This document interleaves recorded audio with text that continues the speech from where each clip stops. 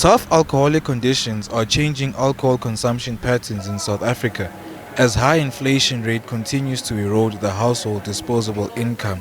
Alcohol drinkers are finding new alternatives. A study conducted by the Bureau of Economic Research on behalf of SAB shows that more consumers of alcohol are more likely to afford a flavored liquid beverage compared to beer. The income elasticity of flavoured alcoholic beverages is still quite a bit above the income elasticity of beer and other liquor products. So on the flavoured alcoholic beverage side, we've seen a lot of new product launches, a lot of new pack sizes launched, and this category has been growing at a much faster rate than real disposable income, and hence we see that higher income elasticity for FABs. SAB is appealing to government to increase alcohol excise duties that are in line with inflation for the alcohol industry to remain viable. We have annual excise increases that come as a surprise to the industry on budget day like everyone else. We need more policy certainty around what those increases are going to be. In line with policy, we believe they should be tied to CPI and some kind of commitment from Treasury over the medium term, so say 3 years, that they will implement inflationary increases on excise. That will really allow the industry to recover from where it is now. South Africa has some of the heaviest drinkers in the world. This is often blamed for many of the country's social ills, but the reality is many South Africans enjoy their alcohol. Yeah, I prefer beer because when I drink beer, my system it's sharp for my system.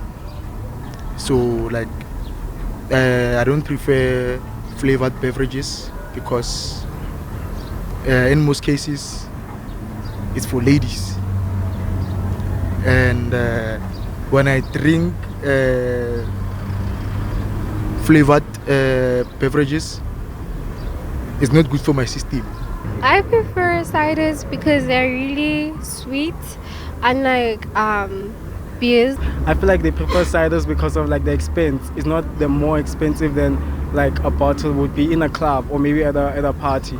I prefer cider recently because of taste buds and all that. I mean, beer is bitter, so simply I can't drink something that's bitter for someone that's starting off. However, the downside of alcohol and alcohol abuse often not only affects the addict alone. One addict affects about 16 people. So you can imagine how many people have been affected as a result of addicts and alcoholics. So if somebody doesn't intervene and take part, our whole country is going down. The first person that I lost is me.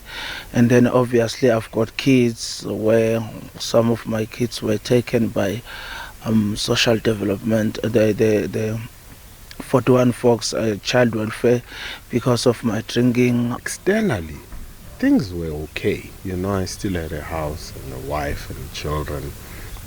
But for me, internally, I was dying. I reached a point where I felt that I couldn't continue with life. Life became a problem, and I saw death as a solution.